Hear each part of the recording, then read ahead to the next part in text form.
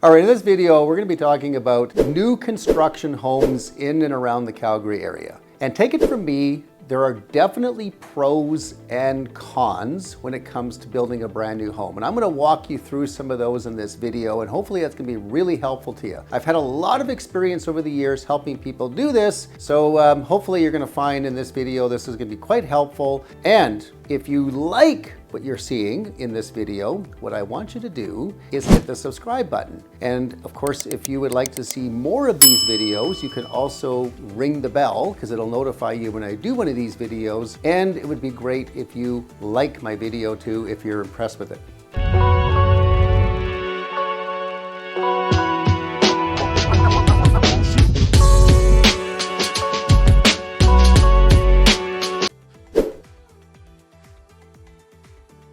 You know, for most people, the reason they love new homes is, well, first of all, you can get some of the colors and the finish is picked out the way you want, which is great. You know, there's the new floor plans, there's the new home smell, of course, that's always a bonus. But for most people, it's that, hey, no one's ever lived here before, it's ours, we got to pick everything we like, and that's really great, and that's certainly one of the reasons that people do it. And also you'll find that maybe there's a little peace of mind that, hey, it's brand new and not much can go wrong, and if it is any problems that do happen, I'm covered by warranty. So let's talk about warranty just for a moment. Just remember this, warranty is an insurance company, all right? So you have to really be careful when you're looking at brand new construction. You want to read your warranty really carefully. Usually the builder gives you like 1 year where the builder covers absolutely everything. Even that sometimes isn't perfect. Most builders are great, but the odd one doesn't always come back and fix those little things that they should in a timely fashion. In fact, I've even seen a couple of cases where the builder never came back at all. So you have to watch for that. But warranty also, you have to understand, because it's an insurance policy, you know, they will not necessarily make it easy for you. You do have to be diligent and you have to know really what's covered. It's not like absolutely everything is covered, so really read that warranty carefully. And you should also be concerned with which new home warranty company you're getting. They're not all created equal.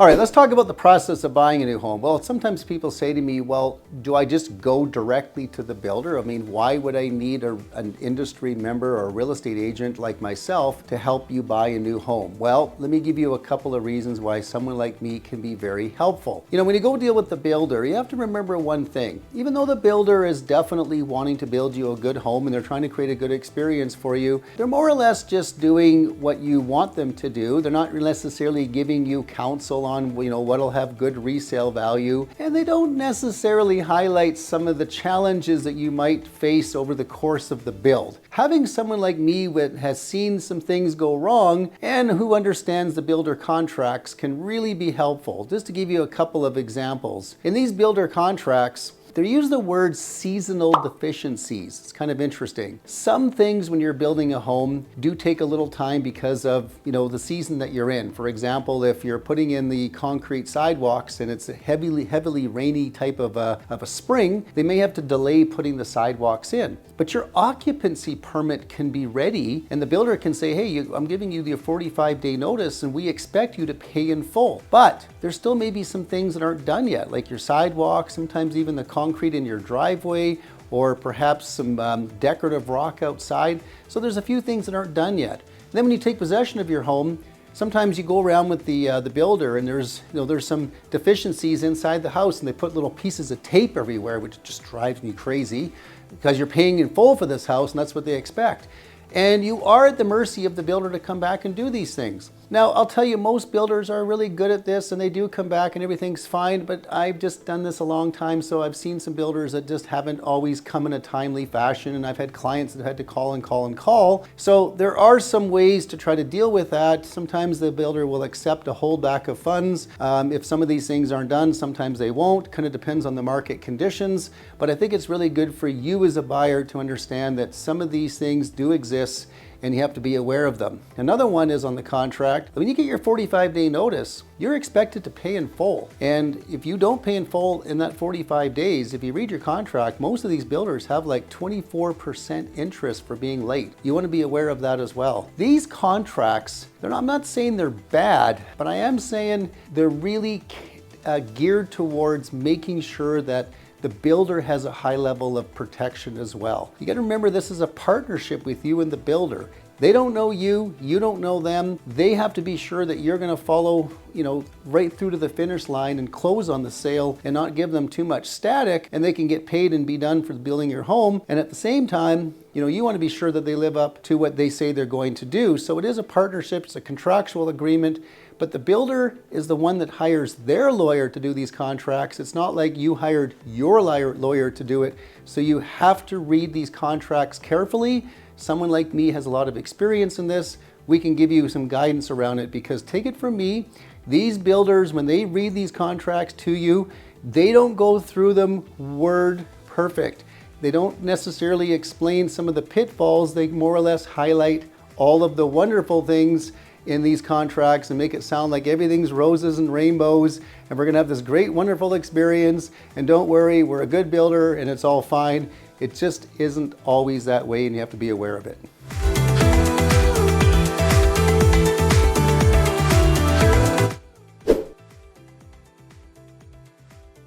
All right, so when you get into the point where you're working with the builder and once you've signed your contract with them, there are two types of homes that you can get from the builder. You can get what they call a spec house or ready to move in house. Now these homes, by the way, the builder has built them on what they call spec, meaning that they've already built similar homes already in the neighborhood.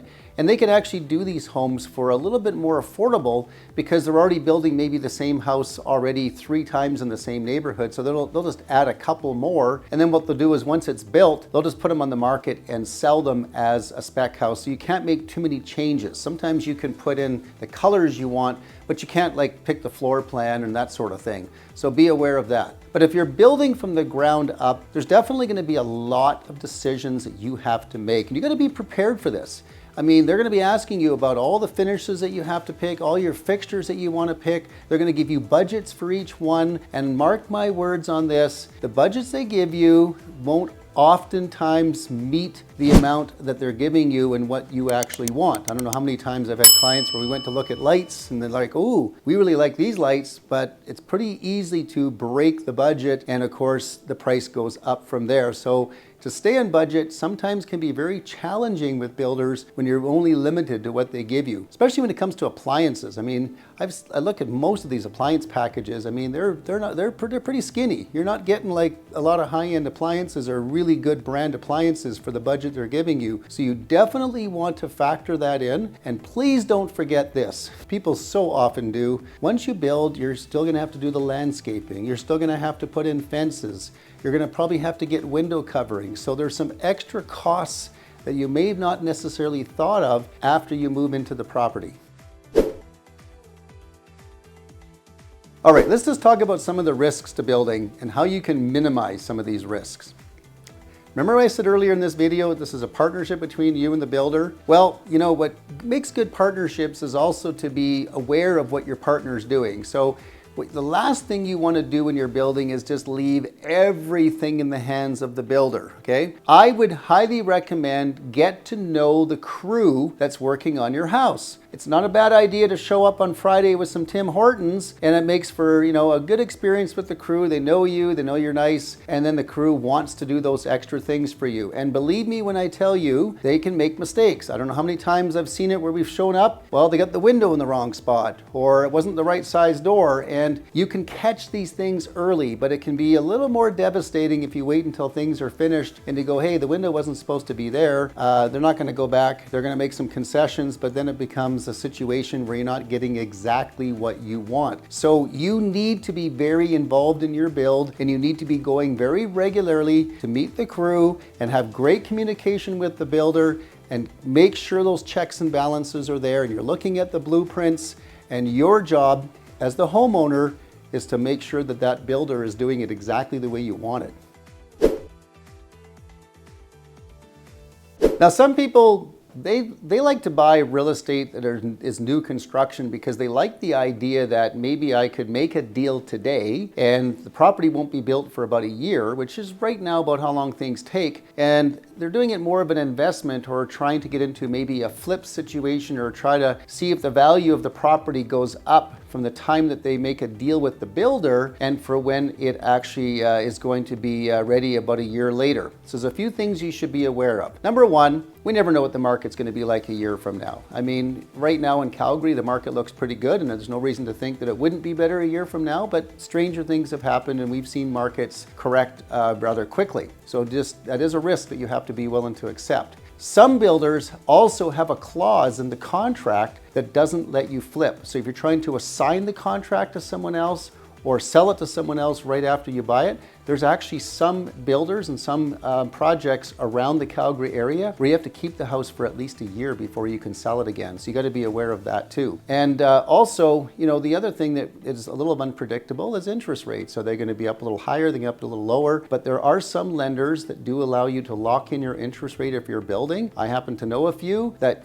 you're guaranteed at the rate that it's at today. If it goes lower, you get the lower rate. But of course, if it goes up, you still keep the lower rate, which is very helpful to know that, so you're not putting yourself at risk for higher rates at that time. The other thing you want to be aware of when you wait a whole year is that if you're building in a brand new subdivision, you got to remember something. If you want to sell it before that subdivision is done, you're also competing against builders as well when you sell. And I've seen this so many times where, you know, you might have a home that's might be a year old or, you know, 18 months old, and they're trying to sell it at a higher price, and yet the builder is selling it at a lower price. You just have to remember when you're dealing with new construction in these subdivisions, until that subdivision is completely built, you're always going to be competing with the builder. So if the market shifts a little bit, builders can offer incentives and be a little bit more aggressive on the price. That can hurt your value as well, and that's some of the risks to new constructions you have to be aware of. You know, the nicest thing about working with someone like myself when you're building and just talking about some of these different risks and reward and pros and cons that go with building is that you can have someone like me that's with you throughout the journey, all the way to the finish line. So I'm there to point out some things that maybe you don't necessarily recognize. There may be some questions that you might not think to ask.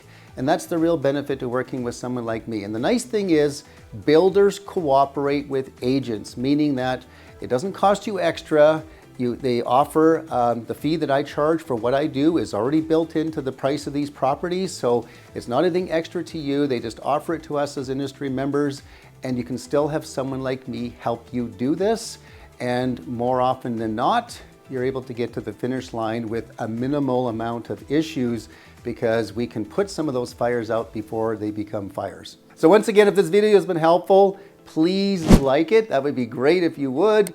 Please subscribe and you'll be receiving more of these videos as I do them. And of course, you can also ring the bell and you'll get notified as I put these videos on in the future.